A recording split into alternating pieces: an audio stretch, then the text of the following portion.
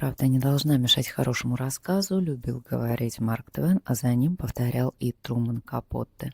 Кажется, именно эта формулировка была в голове у Райана Мёрфи, продюсера сериала «Вражда». Особенно, когда он создавал второй сезон этого сериала, повествуя о том самом Трумане Капотте и о женщинах, которые его окружали, любили и которых он предал. Меня зовут Гонза Елена, я рассказываю о кино и костюмах кино, и сегодня поговорим о костюмах в сериале. Райан Мёрфи любит брать название под какой-то сериал, хотя на самом деле сезоны у него не переплетаются.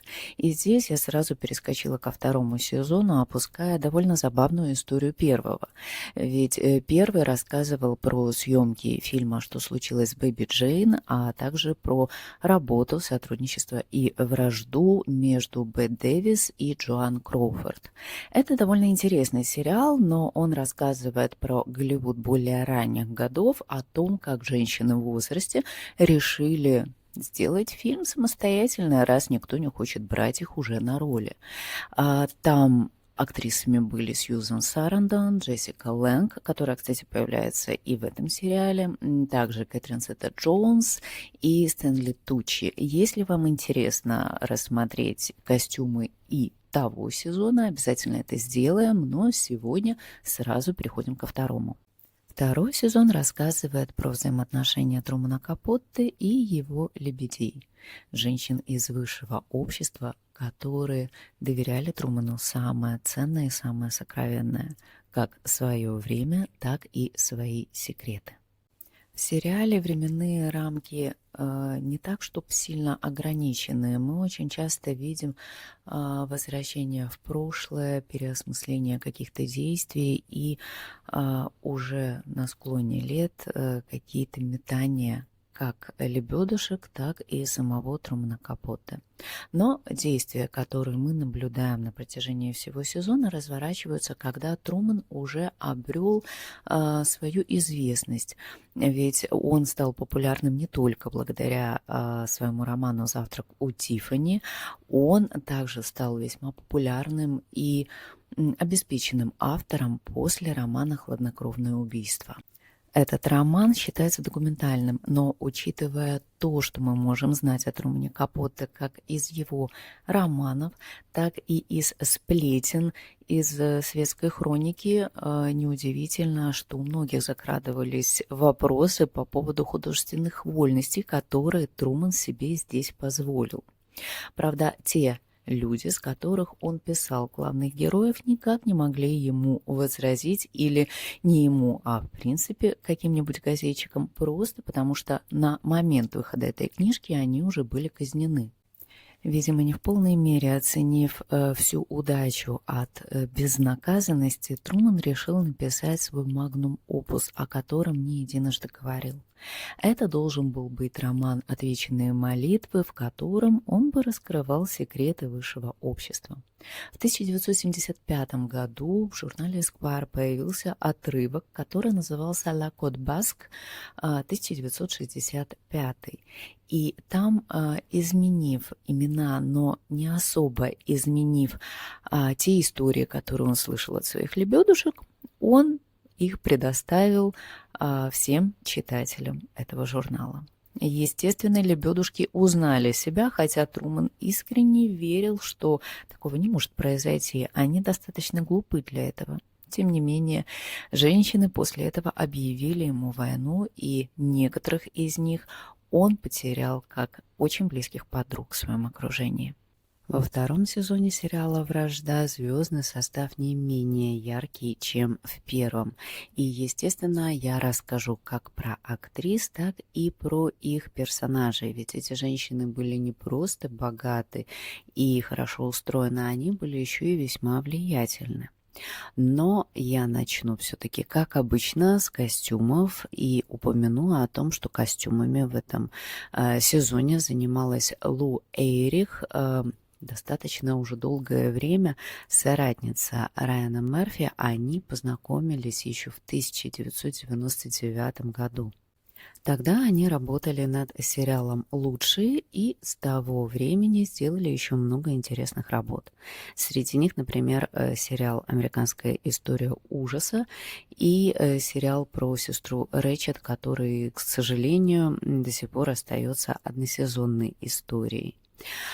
Тем не менее, хоть Лу Эрих и заявила себя как хорошего профессионала в плане подбора костюмов и подбора одежды, она все-таки последнее время занимается все больше продюсированием. И, естественно, делает исключения, такие исключения, как, например, сотрудничество над сериалом «Вражда», в частности, над первым сезоном.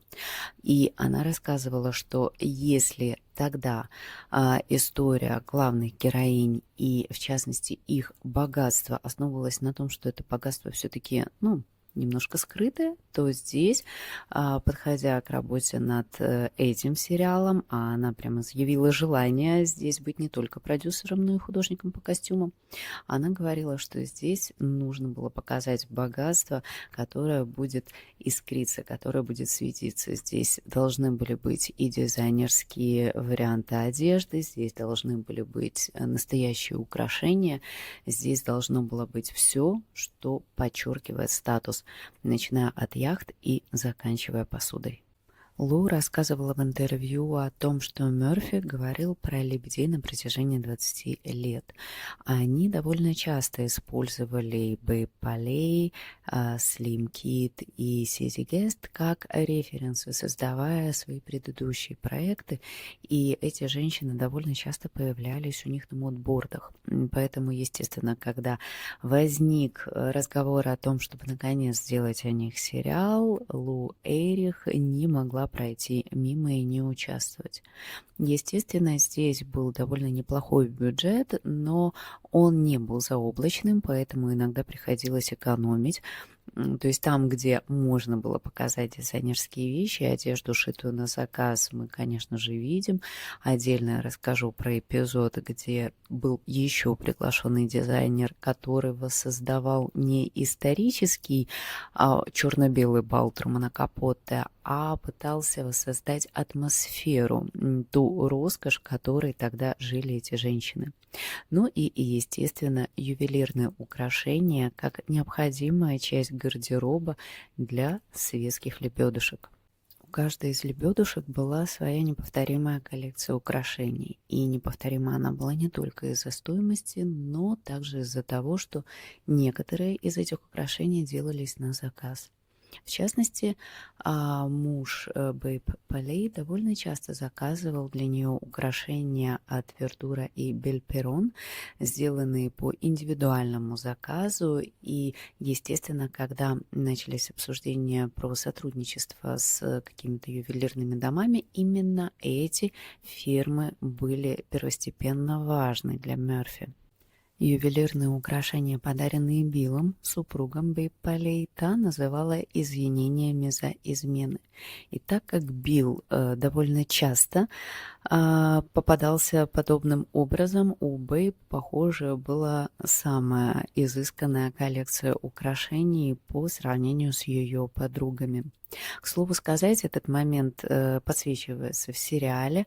Сами лебедушки не были особо верными супругами, но они просто не попадались. Они были гораздо хитрее, чем их мужья, и, соответственно, именно они, как жертвы измен, получали от мужей такие подарки в виде извинений, как какую-нибудь хорошую ювелирку или подлинники от каких-нибудь известных художников. Когда я искала украшения, которые принадлежали непосредственно самой Бэйб Полей, мне попалось украшение, которое очень позабавило.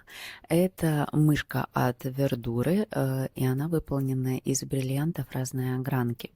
Но, честно говоря, она мне напоминает крыску. И я бы не удивилась, если бы узнала, что эта крыса была подарена ее мужем, который мог что-то подозревать, но не мог ничего доказать. И таким образом мог просто намекнуть на то, что я тебя, дорогая, конечно, люблю и прошу извинения. Но, с другой стороны, тоже знаю, что и ты не без греха.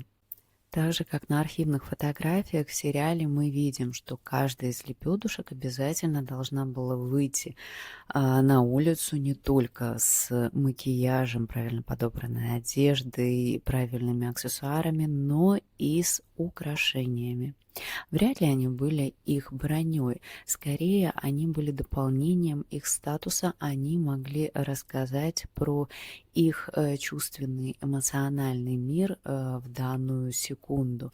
Ну и в принципе, про статус, наверное, тоже нельзя опускать этот момент, потому что, естественно, подобные вещи говорят многое как про женщину, так и про мужчину, который находится рядом с этой женщиной. Поэтому на протяжении всего сериала, естественно, должны были появляться и другие ювелирные марки, и на других лептях помимо Бэйп-Полей. Соответственно, здесь мы увидим и украшения от Cartier, и Van Cleef Arpels, но все-таки благодаря именно Белперон и Вердуре мы здесь можем видеть и аутентичные украшения того времени, архивные, так как именно эти две фирмы открыли свои архивы специально для Лу Эрих, для того, чтобы как можно лучше показать светских львиц и когда-то клиенток этих ювелирных домов на экране.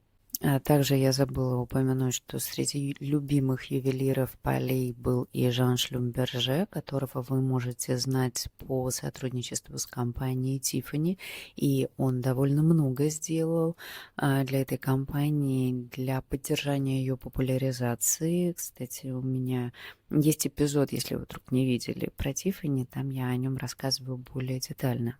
Лу Эрих очень переживала как раз из-за того, что именно настоящие украшения будут на съемочной площадке.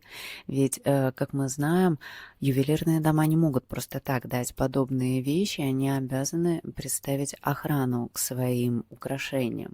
С другой стороны, что Лу могла сказать Райану Мёрфи, который изначально заявил о том, что хочет видеть именно настоящее украшение, хочет показать роскошь и весь размах, с которым жили эти женщины.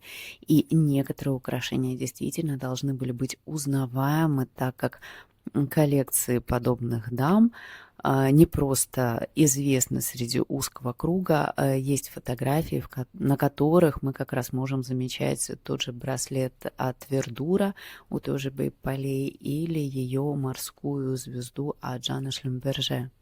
Но если вы замечаете эти самые расхожести в том же цвете камней на браслете Вердура или в подобных каких-то образах каждой из светских львиц, должна сказать, что, естественно, здесь не было необходимости делать историческую достоверность. Как упоминала ранее, правда не должна вредить хорошей истории, и этого пытались придерживаться все на съемочной площадке. Художнице по костюмам была дана свобода в плане экспериментов и фантазий на тему того, как на самом деле в повседневной жизни могли выглядеть эти лебедушки. Ведь нет каких-то сохранившихся фотоархивов, по крайней мере, доступных даже для узкого круга. Если мы поищем в Гугле, как выглядели эти дамы, мы увидим, что они всегда были идеально одеты, они были сфотографированы чаще всего на официальных мероприятиях или по дороге на какое-нибудь событие явно запланированное, и, соответственно, они всегда выглядели хорошо. Но, наверное, первенство в идеальном облике все-таки доставалось Бэйп-Полей, наверное, самой близкой подруге Трумана Капоте, по крайней мере, до его публикации отрывка романа в Эсквайре. Бэйп-Полей была довольно известная женщина, и на момент их знакомства она уже была второй раз замужем, она была матерью 4 детей, но не отличалась особой тягой к материнству, но вместе с этим она была очень стильной женщиной, довольно влиятельной.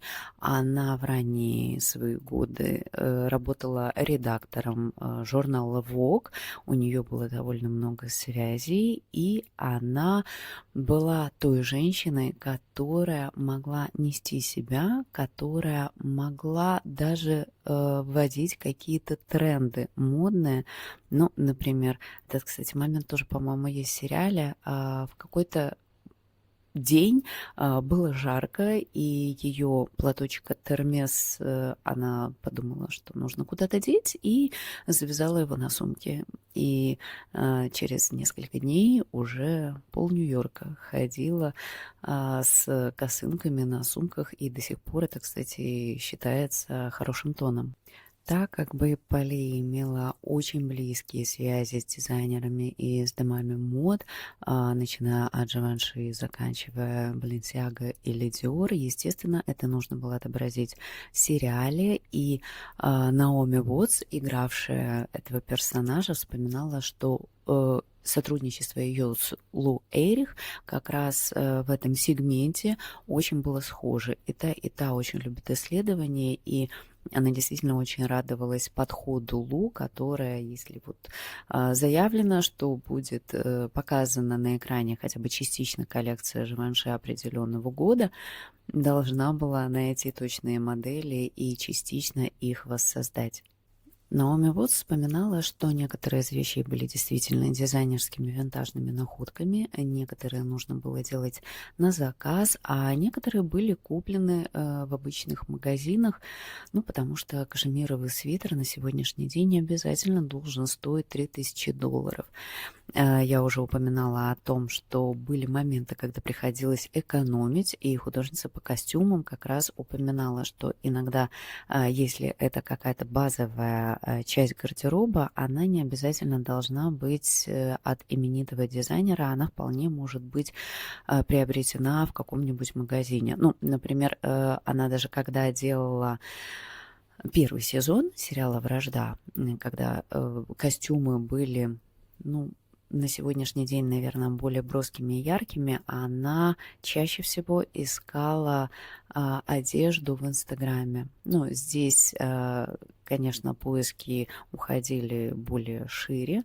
Она должна была связываться с дизайнерскими домами, но, например, она могла сэкономить на обуви. Ведь, как мы знаем, чаще всего мы видим диалоги между людьми, и чаще всего это крупный план, и, соответственно, абсолютно неважно, какая обувь надета на персонажа.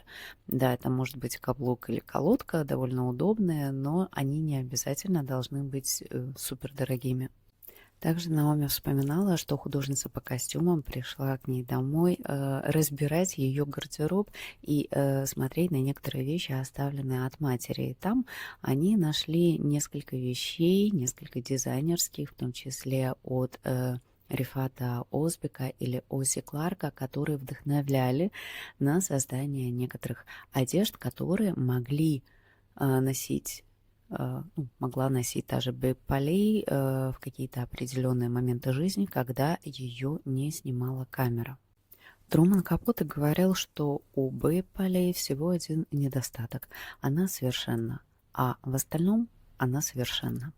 Можно это трактовать как угодно, но, к сожалению, было довольно мало как фотографий, так и видеоархивов с ней, поэтому, соответственно, Наоми Уотс было сложновато работать над ее образом. Она знала, что у Бэйб был мягкий голос, также она славилась своей безупречностью в плане одежды, в плане поведения, а она как будто смотрела на себя со стороны. Возможно, на это влиял тот факт, что когда-то Бэйб попала в автомобильную аварию, и эта авария принесла ей ряд операций, после которых странным образом Бэйб стала еще красивее. Но после этой трагедии ей необходимо было постоянно носить вставные зубы, и она настолько старалась быть безупречной, что даже ложилась в них спать. И для нее было страшно даже подумать, что может кто-то увидеть какой-то ее недостаток. Ну, журнал Time, например, в 1941 году назвал ее второй самой стильной женщиной в мире, первенство отдав Уолли Симпсон. Но Бэйб очень следила за тем, как она производит впечатление. И, например, няня детей писала какую-то то ли биографическую книгу, то ли у нее брали довольно обширное интервью. Здесь я уже точно не помню, но она говорила о том, что Бэйб очень стеснялась показывать свои зубы. Она всегда старалась улыбаться мягко губами, и единственный, с кем она хихикала и действительно оголяла свою челюсть, это был как раз Труман Капоте. В конце жизни она не общалась уже с Труманом, она не могла простить ему то, что он рассказал про ее жизнь, тем более, ну давайте откровенно, те любовницы ее мужа, которые были известны, они не были самыми красивыми или интересными женщинами на свете. Здесь, к сожалению, даже и гордиться нечем, не то что сожалеть о чем-то. Тем не менее, она разрушила общение с Труманом, она с ним не общалась, и в конце жизни ей диагностировали рак. Об этом, кстати, повествует сюжет, и также он повествует о том, что в какой-то момент Бэйб замечает, что ее руки уже не выглядят так идеально, как должны, и, соответственно, она хочет ввести тренд на то, чтобы постоянно носить перчатки. Они с подругой узнают, что тот отдел перчаток, который они так любили, уже не существует в магазине. Это подчеркивало как раз вот этот символизм, эту особенность женщин, которые уделяли внимание таким деталям, как шляпки и перчатки, и насколько неуловима была эта эпоха, насколько она просто растворялась с их старением одновременно, и эта вся элегантность улетучивалась, оставляя место более активной и более быстрой жизни. Сама Наоми Уотс говорила, что некоторые из нарядов остались в ее личном архиве, правда, она их не носит, потому что, наверное, немножко отличается по стилю и по элегантности со своей героиней. Я не могу отдельно не отметить, с какой элегантностью Наоми Уотс выбирает роли, в которых она появляется на экране в последнее время. Помимо Бэйб Полей, меня еще очень очаровала ее игра в сериале «Любовная история» или «История любви», да, где рассказывалось про взаимоотношения Джона Ф. Кеннеди-младшего и Кэролин Бессет. Сериал, который вышел весной этого года, и, кстати, это же тоже творение Райана Мерфи. Правда, здесь был другой художник по костюмам, Руди Мэнс. Тем не менее, они также сотрудничали с Наоми Уотс до этого. Я рассказывала, что Лу Эйрих и является продюсером сериалов. И, по-моему, что с Лу, что с Руди Мэнсом, это уже был, по-моему, 3-й или 4-й проект, где они все вместе могли подбирать костюмы для их героев.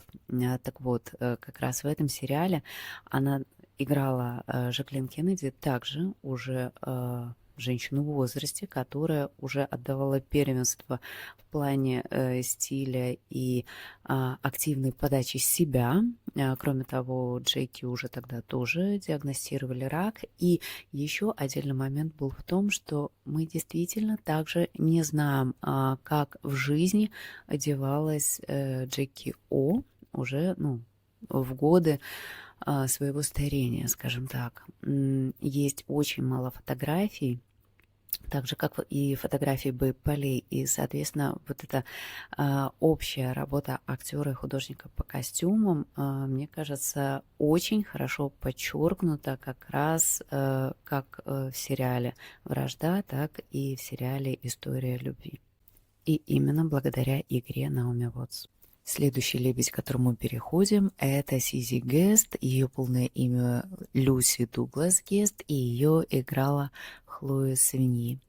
Эта девушка была довольно необычная. У нее было много разных начинаний. Она была исполнительницей в шоу Girls. Она пробовала себя колумнисткой, но Лу Эйрих обратила внимание на два ее основных хобби, которые были очень ярко подчеркнуты в ее уже более сознательном возрасте. Это садоводство и лошади. Художница по костюмам говорила, что ее стиль был типичным для восточного побережья, а именно тот момент, когда кардиганы встречаются с жемчужными ожерельями. Также она говорила, что Гест отдавала предпочтение таким дизайнерам, как Билл Блас или Джеффри Бин. Гест была иконой стиля, и ее стиль относился к классической американской картинке. Она, помимо уже упомянутых дизайнеров, также могла появляться в одежде от Майнбохера.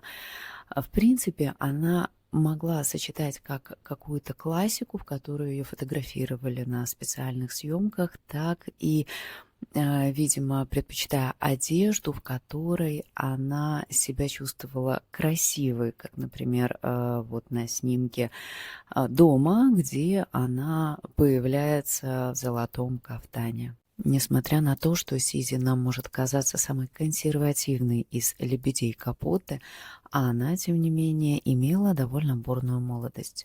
Но про свои начинания в шоу-бизнесе я уже рассказывала, она с 17 лет участвовала уже там в каких-то конкурсах, и в тот же период, совсем молодой, она уехала в Мексику, где познакомилась с Диего Ривера. Этот момент упоминается в сериале, якобы у них был роман. Ну, достоверно мы знать не можем, но, тем не менее, он рисовал ее обнаженной, и такой вот портрет в духе одалиски вроде как даже висел в мексиканском баре. И позже, когда она нашла своего будущего жениха, будущего мужа, его семья выкупила этот портрет из этого бара, и он висел у них дома. А муж у нее был непростой, он был весьма крупный предприниматель, звали его Уинстон Фредерик Черчилль Гест, он был двоюродным братом Уинстона Черчилля. Кстати, их свадьба происходила в доме Эрнеста Хемингуэя, близкого друга, и на свадьбе даже свидетеля молодоженов. Но Сизи известна не только как светская львица или жена довольно крупного предпринимателя. А она пробовала себя в качестве модельера, но разрабатывала, кажется, только кашемировые свитера. Это продлилось не так, чтобы сильно долго. А вот деятельность писательская ее, можно сказать, поглотила. А она вела колонку, которую по всей Америке 350 газет дублировали. Кроме того, она еще и написала несколько книг по садоводству. Так совпали звезды, что Сизи попробовала себя в писательстве довольно поздно, и этому способствовал несчастный случай после езды верхом. Она тогда написала свою первую книгу «Первый сад», и иллюстрации к этой книге делал ее близкий друг Сесил Биттон, довольно известная и популярная личность, а предисловие к этой книге писал не менее близкий друг Труман Капотте. Также Сизи еще написала детскую книгу Teeny Green Thumbs, вот тонкие зеленые большие пальчики. Кроме того, она еще и создала спрей от насекомых для любителей садоводства. Следующая лебедь, от которой я лично не могла оторвать глаз, а позже не могла оторваться и от ее биографии, это Слим Кит, которую на экране играла Дайан Лейн.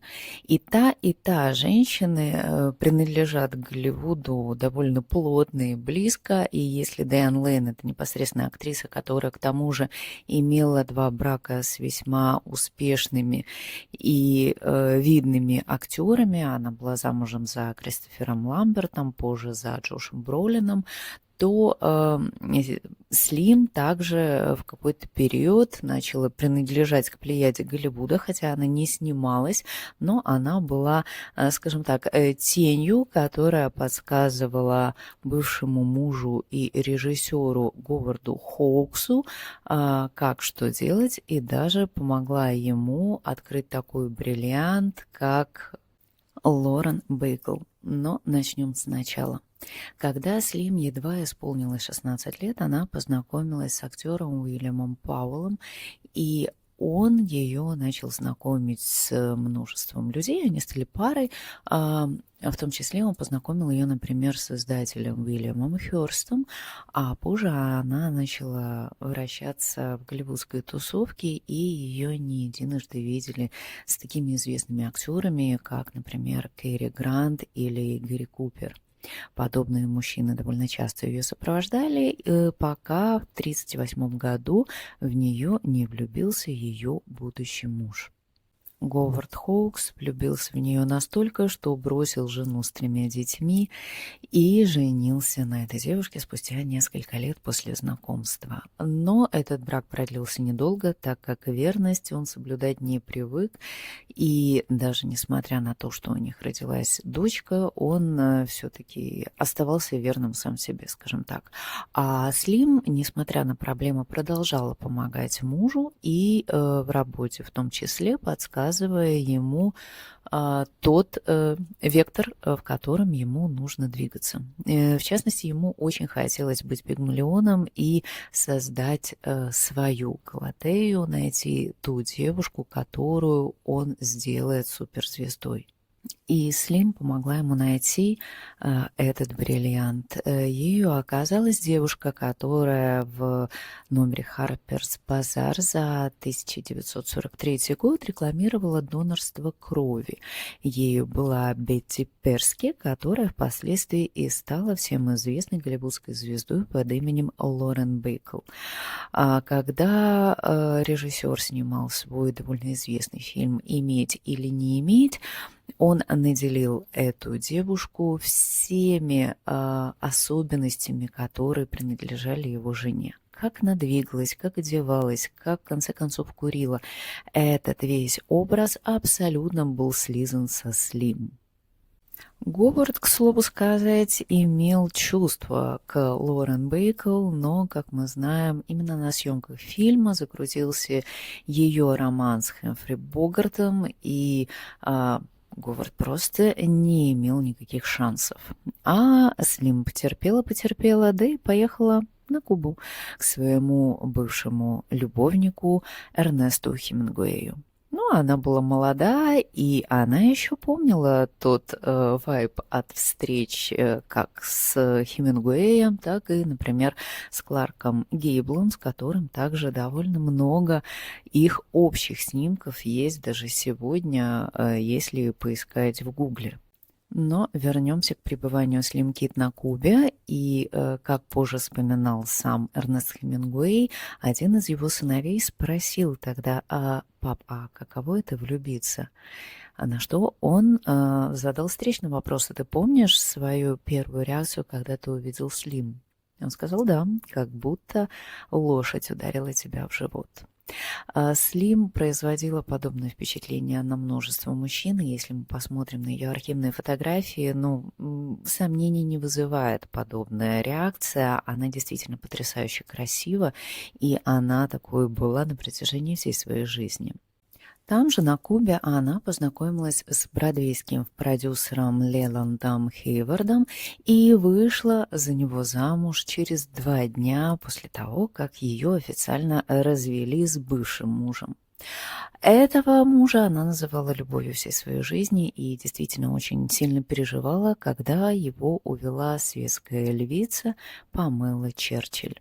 Но остальную всю историю мы видим в сериале, поэтому, в принципе, Хотя нет, про Слим еще пару моментов. При просмотре 2-го сезона «Вражды» мы видим, что именно Слим становится самым заядлым врагом Трумэна, и она даже пытается неопределившихся до конца лебедушек перетянуть на свою сторону и тоже встать в оборону. она не просто так начинает действовать, ведь все крутится вокруг статьи «La Côte Basque». На самом деле, если вы не читали эту статью, но вам интересен сам сериал, у вас есть возможность ее прочесть, ведь она есть в свободном доступе в архивах журнала Esquire онлайн. И когда вы начнете читать, вы заметите, что именно персонаж Слим Кид, завуалированный, находится в непосредственной близости, и они садятся вместе с персонажем Трумана Капотте и дальше уже подслушивают или обсуждают все происходящее вокруг, как людей, так и сплетни.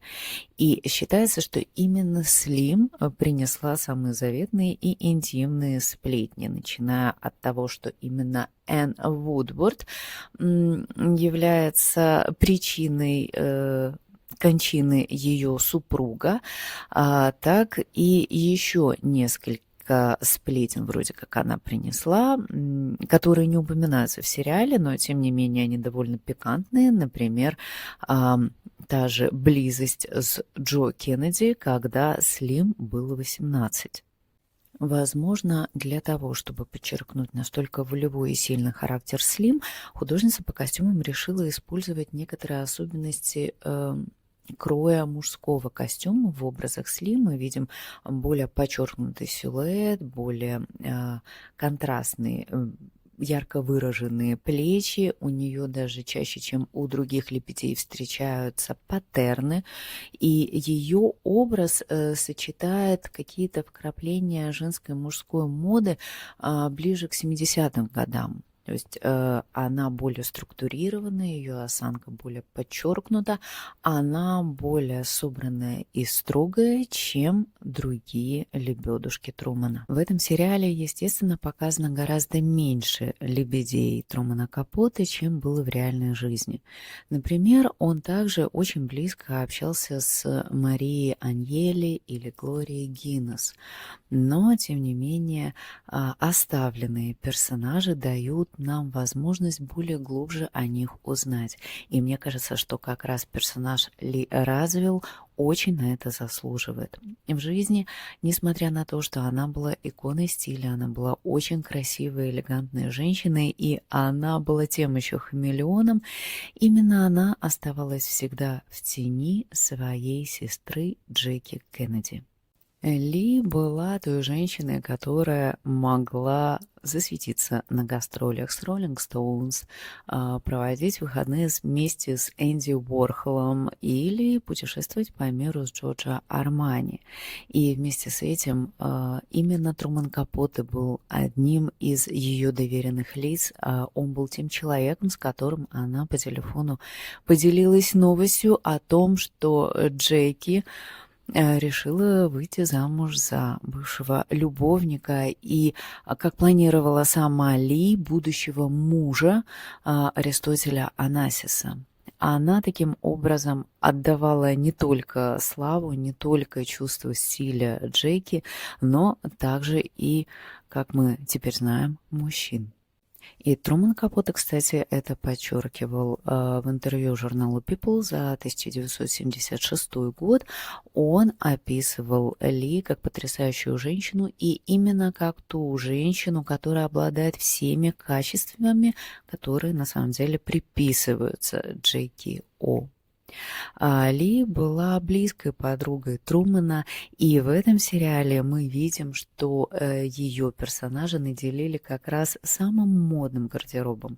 Именно она из всех лебедей могла быть в джинсах, могла одеться как-то очень броско, очень модно, очень современно, и действительно она так выглядела. Но, как мы видим в сериале, в какой-то определенный момент, когда Труману была необходима открытая поддержка Ли, он ее не получил. Как рассказывала актриса, сыгравшая героиню Ли, Калиста Флокхарт, она анализировала имеющиеся материалы и, как ей кажется, на это опять-таки могла влиять семья, могли влиять те открытые политические деятели, которые были связаны как с семьей Кеннеди, так и с Ли. Ну, естественно, она не могла переть против воли более влиятельных людей, от которых зависело и ее финансовое положение, и положение в обществе, ну и, соответственно, не первый раз Ли приходилось сталкиваться с чем-то подобным. Также мы видим здесь такую лебедушку, как Энн Вудворд, как говорит герой Трумана Капоте, не совсем ты как бы и лебедь была в моем окружении, тем не менее, мне интересно не так упомянуть про эту сюжетную линию, ведь она довольно открыто здесь повествуется, как скорее упомянуть про появление на экране Деми Мур. Ведь благодаря этой роли она вдохнула, я не знаю, уже третью, четвертую жизнь в свою кинокарьеру. После этого сериала также вышел на экраны фильм «Субстанция», где Деми сыграла главную роль. И, как мне кажется, эта роль именно для этой актрисы была очень важна, и, несмотря на ее эпизодичность, она была очень яркая и важная. Ну и не можем же мы обойти виновника торжества, именно персонажа Трумана Капота, которого так прекрасно сыграл Том Холландер. Я лично обожаю этого актера, мне он нравится во множестве его ролей, начиная от фильма «Хороший год» и заканчивая, ну не знаю, «Ночным портье» и «Белым лотосом». Он, несмотря на то, что играет всегда специфических персонажей, тем не менее завоевывает внимание и мою любовь так точно. Здесь, когда разрабатывался персонаж Трумана, естественно, он смотрел на записи, которых довольно много сохранилось, старался имитировать, старался повторять, но в какой-то момент отошел от этой схемы и пошел через какой-то внутренний отклик. Задача художницы по костюмам состояла в том, чтобы показать Трумана уже состоявшимся и известным, когда он сам себя причислял к завсегдатаям ресторана «Ла Кот Баск», чье название фигурировало в журнале Esquire. Он тогда начал носить одежду на заказ, шитую. Он тогда предпочитал бабочки, одежду, которая его облегает. Он всячески подчеркивал шик и лоск. Но по мере того, как алкоголь и наркотики появляются в его жизни, его вид становится все более растрепанным. Он надевает какие-то мешковатые, мятые вещи. Часто они выглядят как будто одежда, которая где-то была поднята с пола. Иногда какие-то свитера могут быть застегнуты неправильно, и это добавляет неряшливости. Он перестал следить за собой, за своим телом, за своим внешним видом, но при этом он все-таки становится более экстравагантным, то есть он все так же любит одежду, просто он уже не сильно любит себя. И чем ближе подходит период, когда описываются 70-е, тем больше мы можем замечать на нем те же брюки клеш или его лоферы Гуччи, в которых он не единожды был запечатлен на фотографиях. Но даже уже ближе к концу своей жизни мы видим, что он иногда даже забывает надеть обувь. Но, тем не менее, в какой-то период Труман все-таки был человеком, который влиял не только на моду, но и на самые-самые сливки Нью-Йорка. Благодаря своим связям, а также популярности, которую ему принес роман, он организовал 60 лет назад, в 1966 году, свой черно-белый бал в Плазе. Это, наверное, была квинтэссенция его подачи себя, ощущения себя настолько известным, значимым и популярным, и в то же время это было очень важное событие для Нью-Йорка и для людей, которых тогда туда пригласили. Большинство серий этого сезона снимал Гас Ван Сент, и для съемок одной из серий, как раз которая описывает черно-белый бал, и сама эта серия почти вся снята на черно-белую пленку. В общем, он для сотрудничества пригласил своего друга и модельера Зака Поузена. Зак на сегодняшний день является креативным директором Gap, но до этого он просто уже был довольно известным и интересным американским дизайнером. В свое время The New York Times назвал эту вечеринку лучшей вечеринкой в истории. Но это был бал с дресс-кодом, с не сильно утонченной едой, о чем, естественно, вспоминается в эпизоде. Но тогда все должны были прийти в масках. Это был черно-белый маскарад. Перед Заком Поузеном не стояла задача сделать прям исторически точную историю. Мало того, здесь, наоборот, нужно было показать какой-то разгул фантазии. Он говорил, что, в принципе, сотрудничество с Мёрфи — это было первое сотрудничество, когда говорили: давай еще, что-то придумывай. И он разработал, изучая, естественно, архивы и все имеющиеся фотографии, довольно интересные костюмы, а некоторые не то что стали интерпретацией, некоторые пришлось выдумывать, потому что, например, таких персонажей, как Slim Kid, не сфотографировали. Ну, была часть гостей, которые не хотели как-то или светиться, или, в принципе, быть запечатлены. Ну, среди них была одна из лебедушек. Так как не было никаких референсов, но есть довольно много фотографий самой Слим Кит, и можно основываться на ее биографии в плане каких-то предпочтений в одежде. В общем, Поузен решил, что она обязательно должна быть в брюках. Это не вариант бального платья, как у других женщин, поэтому он предпочел показать ее в белом атласном лифе и в черных брюках.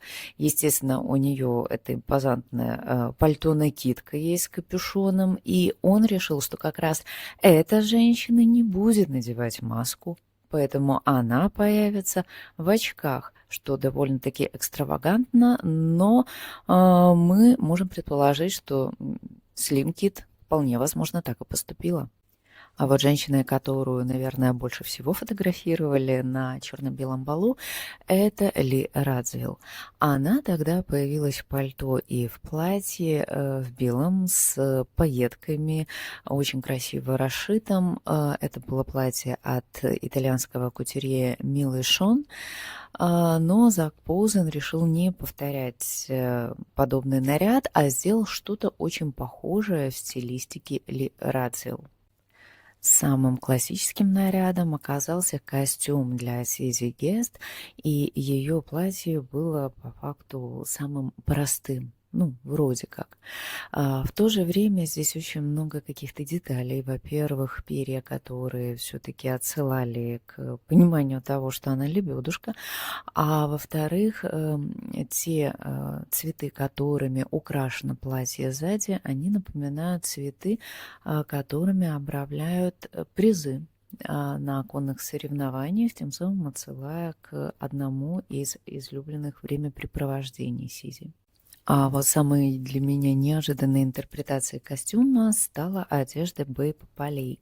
Ведь на настоящем балу она выглядела абсолютно иначе, и тогда ее пальто обладала дьяволом в деталях. Ну, как видим в этом эпизоде, она помогала Труману с организацией всего на этом балу, вплоть до мельчайших деталей. И здесь упоминается, что она как раз и предлагает Труману использовать такой красно-малиновый оттенок для скатертей, чтобы он как раз вызывал контраст на этом черно-белом балу. Так вот, когда сама Бэйб появилась на балу, ее пальто было с подкладкой того самого оттенка, что и эти скатерти. Тем самым оно намекало, насколько Бэйб близка к Труману. Но здесь мы на ней видим архитектурный шедевр. Эта накидка из перьев не просто является частью гардероба, а она является архитектурной конструкцией, которая начинает работать, как только бы приходит, и ей надо это все снять. То есть эта накидка становится вроде как крыльями. Эту вещь Зак Поузен создавал, основываясь на описании крыльев еще Леонардо да Винчи. Еще один наряд, который должен был вызвать вау-эффект, и по факту он вызвал, это наряд Энн Вудвард, которую играет Деми Мур. Изначально это задумывалось как психоделический плащ в виде яйца. Ну, Заку Поузену интересно было поиграть с тем, чтобы дать какие-то характеристики от птиц каждому из героев этого бала. И как раз героиня Деми Мур, он давал отсылку к воробушку. Но Деми не особо нравился этот плащ, вообще этот наряд, и по ходу разработки костюма он был видоизменен, и на ней мы видим платье в стиле Боба Маки. Но, тем не менее, вот эту конструкцию, которая заменяет маску из сетки, из кристаллов и перьев, такой себе шлем Артемиды, как он его называл, все-таки остался, и он одновременно является и маской, и клеткой, и имеет как символическое, так и очень красивое эстетическое значение как для самого фильма, так и для костюмов, которые были здесь представлены.